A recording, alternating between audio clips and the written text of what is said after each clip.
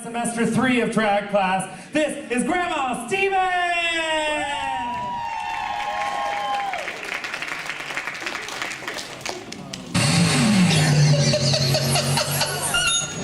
Let me ask you a very fair question. What do you do successfully? Quickly. Look at here.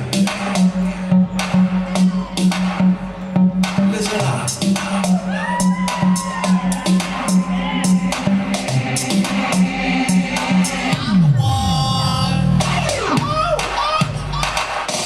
Well, just because you got a sugar daddy who pays for everything for you. Oh. Where did this bitch hear that I had a sugar daddy? Time out. Hold up, sweetheart. Let's get it together before you want to read. I'm not even in a relationship, let alone have some old man shacked up with that's buying me all my drag and costumes. I don't have a sugar daddy, sweetheart. Everything that I've had, I've worked for. And I've worked for it again, and I've built myself. So I need you to know that 100%. I don't have a sugar daddy. I've never had a sugar daddy. If I wanted a sugar daddy, yes, I probably could go out and get one because I am what? Sickening. You could never have a sugar daddy because you are not that kind of girl. Baby, everything I've had, I've worked for, and I've gotten myself. I built myself from the ground up.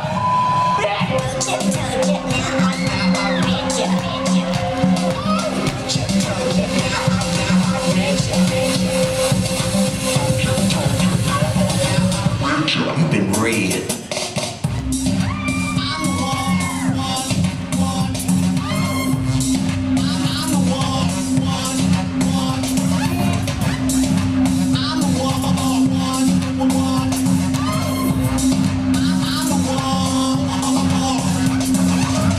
What would you want to say to Gemma?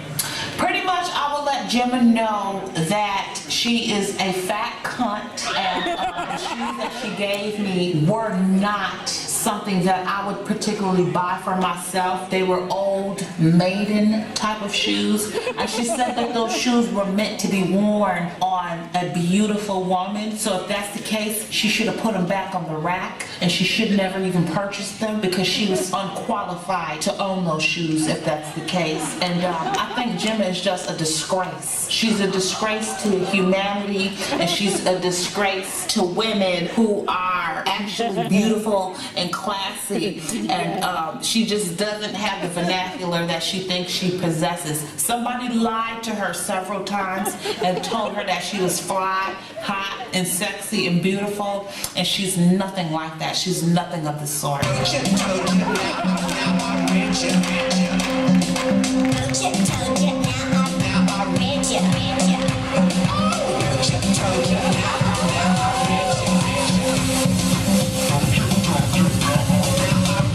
You've been read.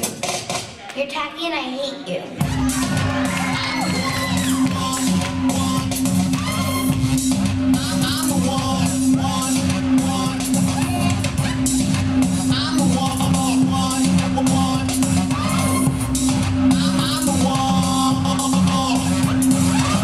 Excuse me.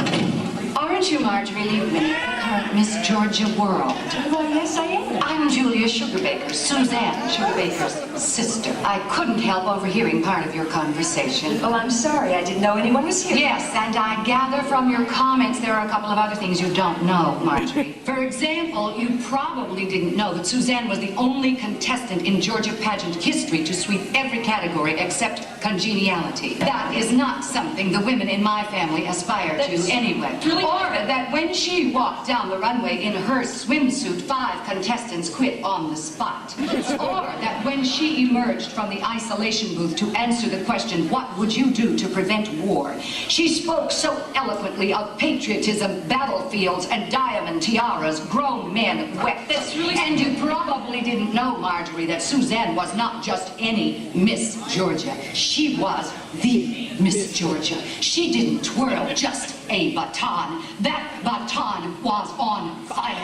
And when she threw that baton into the air, it flew higher, further, faster than any baton has ever flown before, hitting a transformer and showering the darkened arena with sparks. And when it finally did come down, Marjorie, my sister caught that baton, and 12,000 people jumped to their feet for 16½ minutes of uninterrupted thunderous ovation as flames illuminated her tear-stained face. And Marjorie, just so you will know, and your children will someday know, is the night the lights went out in Georgia.